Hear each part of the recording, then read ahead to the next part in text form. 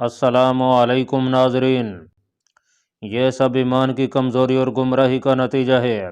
शेख इज़्ज़ुद्दीन ने बेबरे से कहा, मुसलमानों ने खुद को ज़माना यमन में पाकर अपनी बहादुरी और जुर्रत को हिश व नशात के पैमानों में डबो डाला है।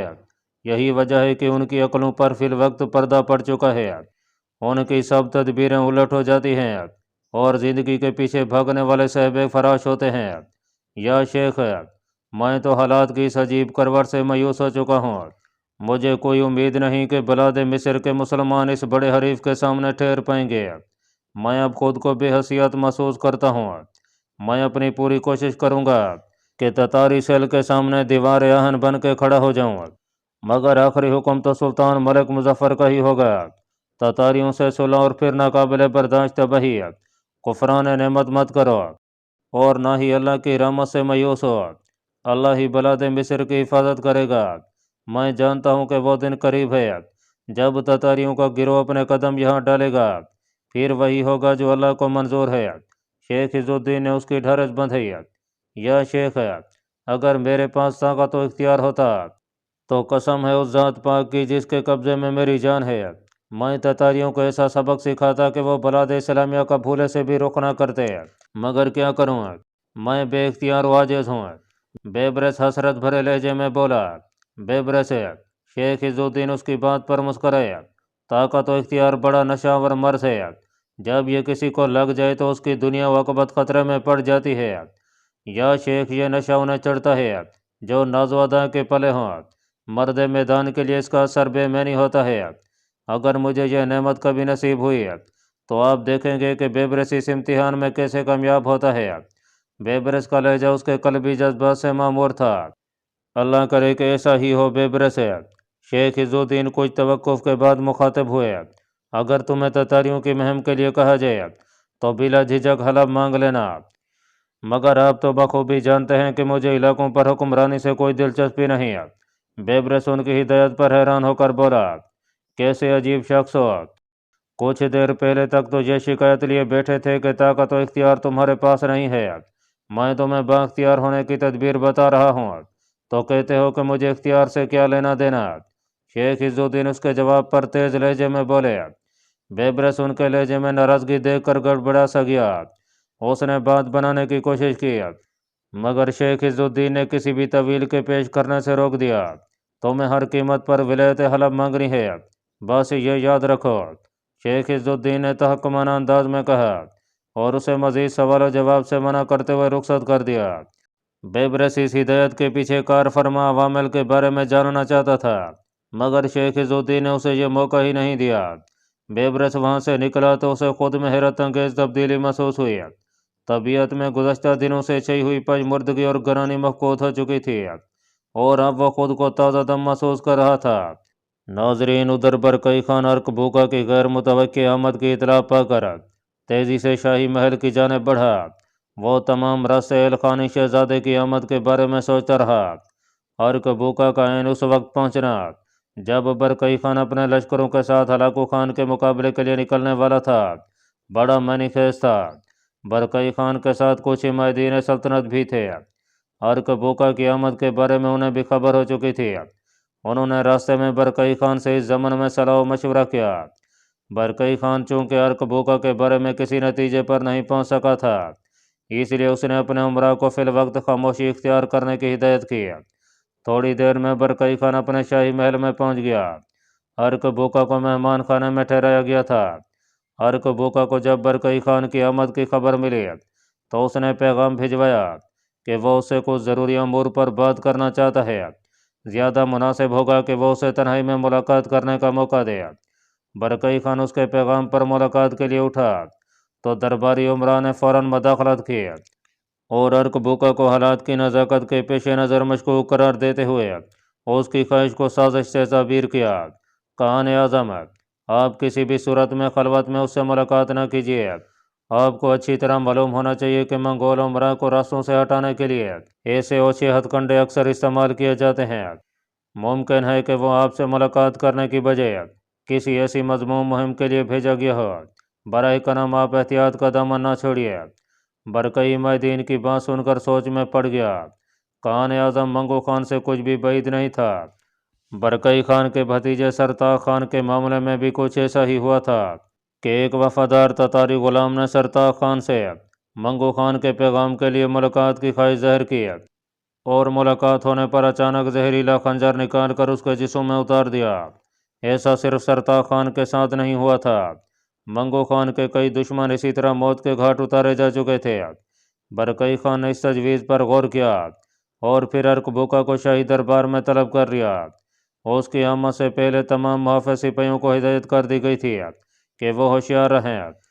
ارکبوکا کی کسی بھی مشکوک حرکت پر فوراً اسے تلواروں کے نرغے میں لے لیا جائے۔ ارکبوکا کو جب اپنی طلبی کا پیغام ملا تو وہ اپنی جگہ دم بخود رہ گیا۔ اسے برکئی خان سے ایسے کٹھور انداز کی ہرگز توقع نہیں تھی۔ اس نے لمحہ بھر کے لیے سوچا کہ وہ ملاقات کا ارادہ ترک کر کے واپس روانہ ہو جائے، مگر وہ جس مقصد کی تعمیل کے لیے وہاں آیا تھا وہ ادھورا ہی رہ جاتا۔ اس نے پیغمبر کو چلنے کے لیے کہا۔ پیغمبر اسے اپنی رہنمائی میں دربار میں لے آیا۔ دربار میں پہنچنے پر وہ سیدھا برکئی خان کی جانب بڑھا۔ ارکبوکا وہیں رکو، تمہیں مقصد بیان کیے بغیر کان اعظم کے قریب آنے کی اجازت نہیں ہے، ایک امیر اس کی راہ میں حائل ہو کر بولا۔ ارکبوکا خان اس کے لہجے پر پیچ و تاب کھانے لگا۔ اسے اپنی ایسی بےعزتی کی توقع نہیں تھی۔ اس کا ہاتھ غصے کے عالم میں تلوار کے دستے پر جا پہنچا۔ اس وقت تلواروں کی جھنجھناہٹ سے سارا دربار گونج اٹھا۔ محافظ سپاہیوں نے اپنی تلواریں بے نیام کرنے میں ذرا سا بھی تحمل نہیں کیا۔ ارکبوکا اپنا غصہ بھول کر حیرت و پریشانی سے چاروں جانب دیکھنے لگا۔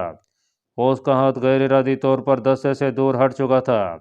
تلواریں ہٹا لو، ہم ترکستان کے کان کو اپنے دربار میں خوش آمدید کہتے ہیں، لیکن آج ہم حالات کے ایسے دوراہے پر ہیں کہ منگولوں کی روایات کے مطابق آپ کی عزت افزائی سے قاصر ہیں۔ اگر آپ کو میرا یہ انداز ناگوار گزرا ہو تو بلا تامل اپنی آمد کا مقصد بیان کیجیے۔ میں آپ کو تخت شاہی سے دور رکھنے پر ایک بار پھر معذرت خواہ ہوں۔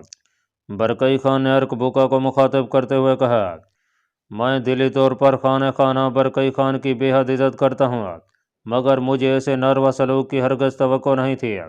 میں تمہیں منگولوں کے سر کا سنہرا تاج قرار دیتا تھا کہ منگولوں میں اگر کوئی مجھے مہذب اور باوقار دکھائی دیا ہے تو وہ صرف برکئی خان ہے۔ میں اپنے سلوک کے لیے شرمندگی کا اظہار کر چکا ہوں۔ اگر آپ اصل موضوع کی جانب آ جائیں تو زیادہ بہتر ہوگا۔ کوئی ایسی ویسی بات نہیں ہے تو میں خود اپنے سپاہیوں کو ہدایت کیے دیتا ہوں کہ وہ پورے اہتمام کے ساتھ آپ کو سرحد تک پہنچا دیں۔ برکئی خان، تم عمر میں مجھ سے چھوٹے ہو، اس کے علاوہ ہمارا ایک خاندانی رشتہ بھی ہے، یوں روکھے پن کا مظاہرہ نہ کرو، آنے والے کل میں ہم ایک دوسرے کی ضرورت پڑ سکتی ہے۔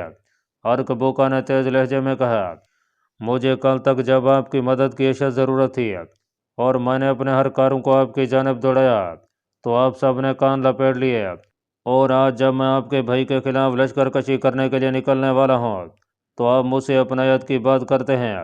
برکئی خان استہزائیہ لہجے میں بولا، اس وقت نہ تو میں نے کان لپیٹے تھے اور نہ ہی میں اس حالت میں تھا کہ بغداد کے لیے تمہاری کوئی مدد کر سکتا، مگر آج میں ایسی حالت میں ہوں کہ تمہاری مدد کر سکوں، اور اسی مقصد کے پیش نظر یہاں آیا ہوں۔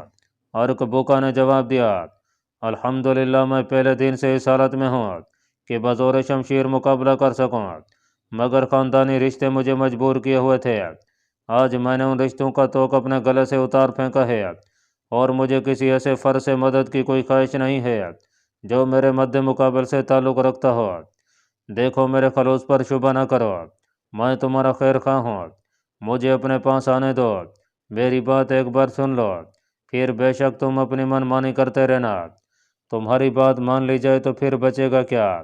ایک امیر تنگ کر بولا، میں تمہارا اشارہ بخوبی سمجھ رہا ہوں، مجھے اتنا گھٹیا مت خیال کرو کہ میں بے خبری میں وار کروں گا، میں منگول بہادروں میں سے ایک ہوں۔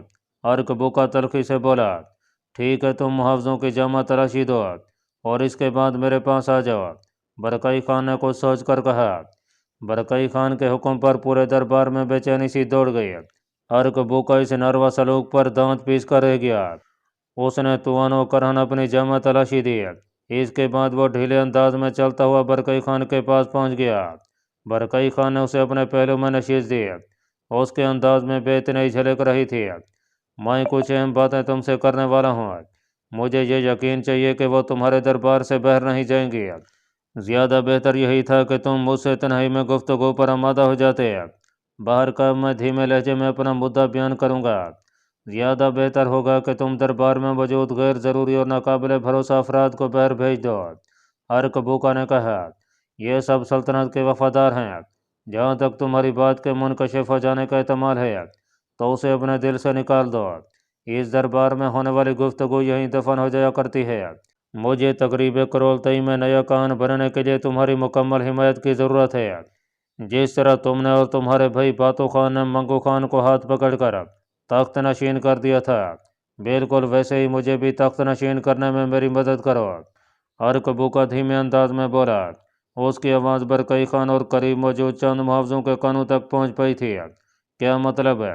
برکئی خان غیر متوقع بات پر حیرت زدہ رہ گیا۔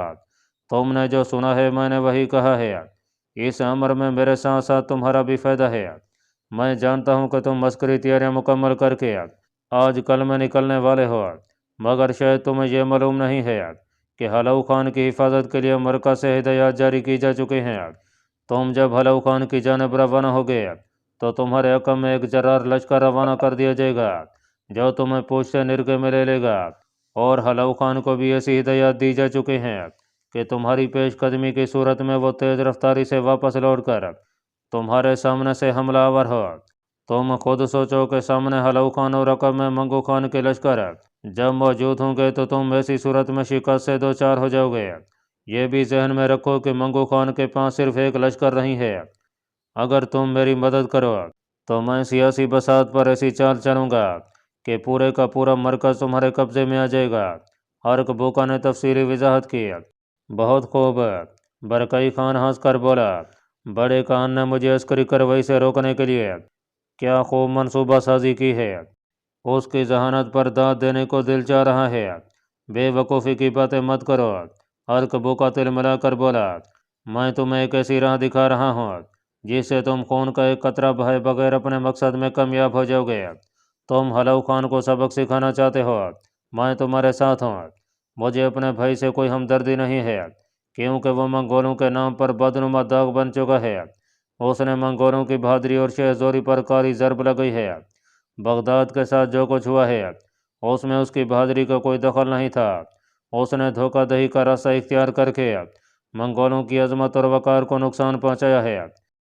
تمہاری بے سر و پا باتیں اس قابل نہیں ہیں کہ ان پر ذرا سے بھی بھروسہ کیا جا سکے۔ برکئی خان نے کہا، برکئی خان، میں تمہیں آخری بار مشورہ دے رہا ہوں کہ تم اپنی حماقت سے باز آ جاؤ ورنہ نقصان اٹھاؤ گے۔ کچھ ہی دن کی بات ہے، پھر جو کچھ ہوگا وہ تم سب کے سامنے ہوگا۔ جہاں تم نے اتنا وقت انتظار کیا ہے صرف چند دن تک ٹھہر جاؤ۔ ارکبوکا التجائیہ لہجے میں بولا، تم کیا چاہتے ہو؟ میں ابھی تک نہیں سمجھ سکا۔ کبھی تم ڈراتے اور دھمکاتے ہو اور کبھی تم بے بسی کا اظہار کرتے ہو۔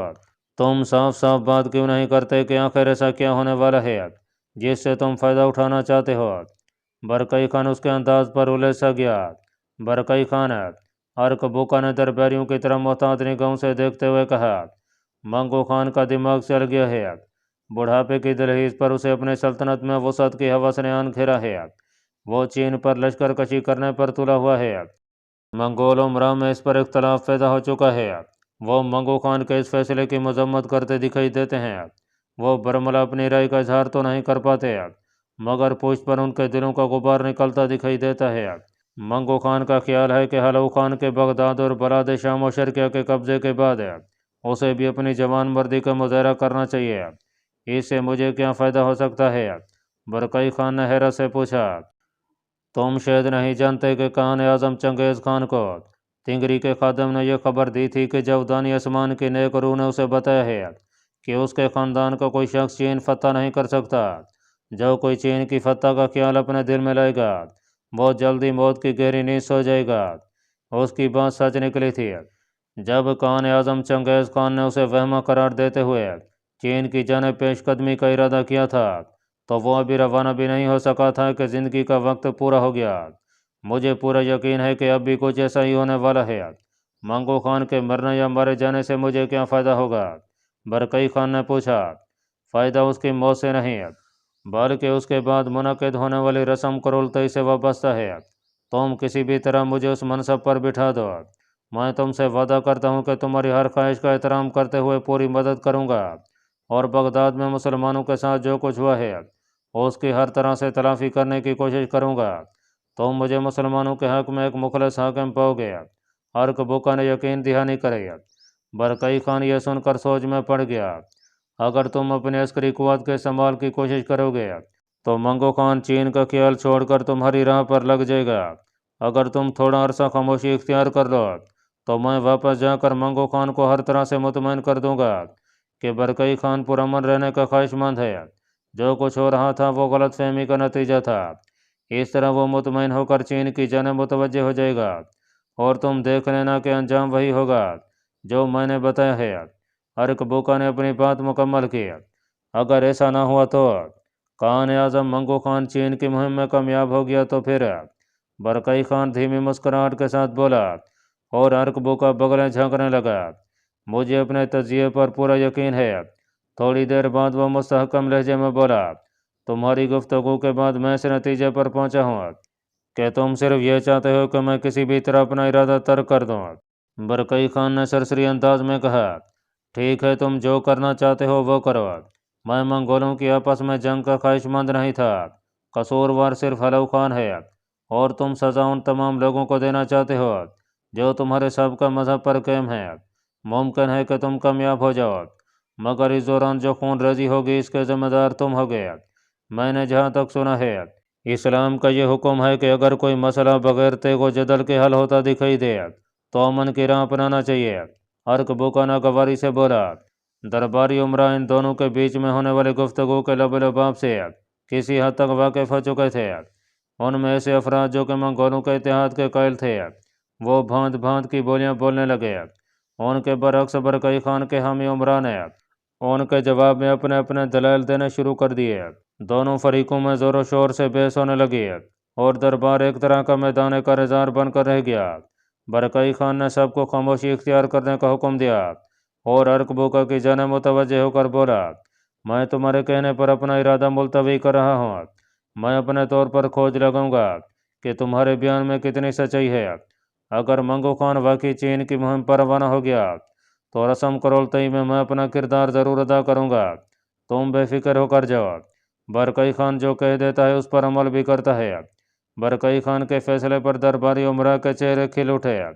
برکئی خان یہ اندازہ لگا چکا تھا کہ بے شک عمرہ کی ہمدردیاں اس کے ساتھ ہیں، مگر ان کے قلوب آج بھی دوسرے منگولوں کے ساتھ دھڑکتے ہیں۔ اس لیے اس نے اپنے گروہ کے منگولوں کو مزید دھڑوں میں بڑھنے سے بچانے کے لیے یہ فیصلہ سنایا تھا۔ اس کے ذہن میں منگو خان کی چین پر لشکر کشی کے سلسلے میں ایک بڑا چھوتا خیال آیا تھا۔ ارکبوکا کی آمد نے اسے ایک نئی راہ سجائی تھی، ایک ایسی راہ جس پر چل کر برکئی خان اپنے سب سے طاقتور حریف منگو خان پر ایک کاری ضرب لگا سکتا تھا، اور اس کی ذات کی جانب کوئی انگلی بھی نہیں اٹھا سکتا تھا۔ ناظرین، ہلاکو خان ارض فلسطین میں یافا کے میدان میں اپنا پڑاؤ ڈالے ہوئے تھا۔ 1.5 لاکھ کے قریب تتاری سپاہی اس کے ہمراہ تھے۔ علی مسلمانوں اور نصرانیوں کے لشکر اس سے الگ تھے۔ صلیبی نائٹ ہاسپٹلرز اور ٹیمپلرز کی بڑی تعداد بھی اس کے ساتھ موجود تھی۔ ہلاکو خان کی نصرانیت پر خاص نظر کرم کے باعث صلیبی لٹیروں کو کھلی چھٹی حاصل تھی۔ وہ مسلمان رعایا کو چن چن کر ہلاک کرتے رہے۔ ہلاکو خان کے حلیف مسلمان والیوں میں سے کسی میں اتنا دم باقی نہیں تھا کہ وہ صلیبی کارروائیوں کی مخالفت میں آواز اٹھاتے۔ ہلاکو خان اس مقام سے مختلف سمتوں میں اپنے دستے روانہ کرتا، اور مزید کمک کی ضرورت کے پیغام موصول ہونے پر نئے اور تازہ دم لشکر بھیجتا۔ یافا میں قیام کے دوران اس نے اپنی فتح و نصرت کا بڑا عظیم الشان جشن منایا۔ شراب و شباب کی محافل چلتی رہیں۔ ایک دن ہلاکو خان اپنے شاہی خیمے میں عمادین اور ریاسی عمرہ کے ساتھ کچھ گپوں میں مصروف تھا۔ ہلاکو خان کاہن کے بارے میں سن کر نظام الملک توسی کی جانب متوجہ ہوا، اور اسے دریافت کیا کہ کاہن کیا ہوتا ہے۔ نظام الملک توسی نے مختصراً بتایا کہ یہودیوں اور ستارہ پرستوں میں سے کچھ ایسے لوگ ہوتے ہیں جو غیب کی خبریں بیان کرتے ہیں، انہیں کاہن کہا جاتا ہے۔ کہانت کے بارے میں سن کر ہلاکو خان نے کاہن کو شاہی خیمے میں طلب کر لیا۔ کچھ ہی دیر میں کاہن اندر داخل ہوا۔ وہ سیاہ رنگ کے لبادے میں ملبوس تھا۔ اس کا لبادہ پیالے کی شکل کی مانند نیچے سے گول تھا، اور کمر کے پاس ایک موٹی ڈوری سے کس کر بندھا ہوا تھا۔ وہ ادھیڑ عمر شخص تھا۔ سر پر سیاہ پٹکا باندھے کاہن نے اندر داخل ہونے کے بعد تعظیم دیا۔ کاہن کا حلیہ کچھ ایسا مضحکہ خیز دکھائی دے رہا تھا کہ کئی تتاری عمراء اور سالاروں کے چہروں پر شوخی رقص کرنے لگی۔ ہلاکو خان بھی اس کے عجیب حلیے کو دیکھ کر مسکرائے بغیر نہیں رہ پایا۔